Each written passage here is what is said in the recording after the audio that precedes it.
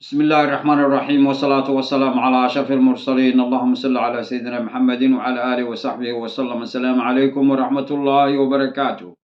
دبنكي حسن شيخي دالمين تلجوكتا دبنكي نعبكينا دمعي سعون وايو درغي ويا هديرتو waxaa hadda iska soo baxday waraaq madaxtooyada Soomaaliya ama fiila Soomaaliya qofba soo u yaqaano waraaq lagu magaranaysa maxaa ku bayaaminayo ama lagu sheegayo shirkii dulmiga ahaa waxa weeye maxaa ku raday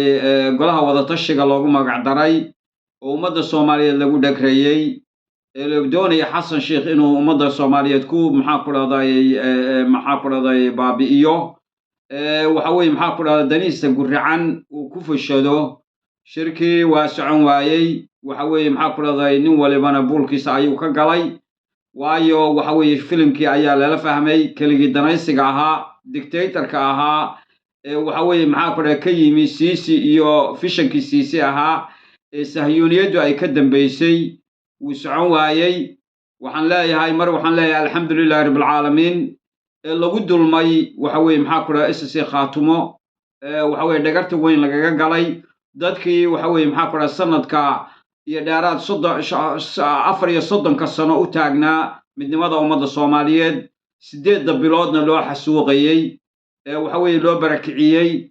hantidoodii loo burburiyay oo inta arkayay dulmiga uu ka galay dulmiga Ilaahay subhanahu wa ta'ala ayaa ka jawaabay waxa weeye maxaa ku raay wax Allah xarkii isku xidhayayna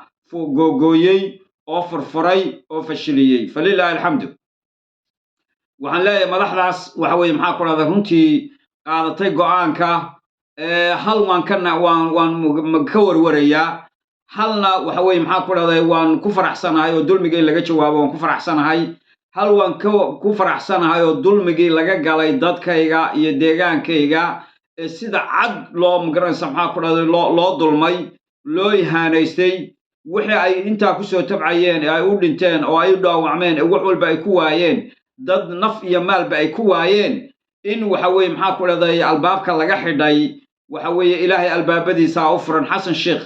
dhagar waxa weeye maxaa ku raday ulama harin laakiin waxa weeye Ilaahay subhanahu wa ta'ala albaabadiisa ayaa u furan dad Ilaahay abuurtay weeye dad dignity leh weeye dad ummadda Soomaaliyeed waxa weeye maxaa ku raday ay ku weyntahay weeye dad islaamnimadu ay ku weyntahay weeye marka Ilaahay subhanahu wa ta'ala ayaa u gargaaray oo dhagartii maxaa ku raday Xasan Sheekh isaga ku celiyay taa waa ku faraxsanahay taan ka naxsanahay waxa weeye ummadda Soomaaliyeed oo si kala tafaraaruqda oo si kala fogaata oo si khilaafta taa ma jeclaysanayo waxaan leeyahay insha Allah madaxdaas idinkuna waxa weeye isu kaalay intiina kale isu kaalaya meel isugu taga ummadda maxaa ku dhahay hal badbaadiyo dalka hal badbaadiyo waxyaabaha muhiimka ah ee ay tahay in laga hadlo waxa kamid ah caasimad dambe oo ay xamar noqon doonta ma jirto qof kasta oo Soomaaliyeed waa inuu taa qaato insha Allah bidnillaahi kariim uuna magaranaysa isu taago 34 sano ka bacdi unukaale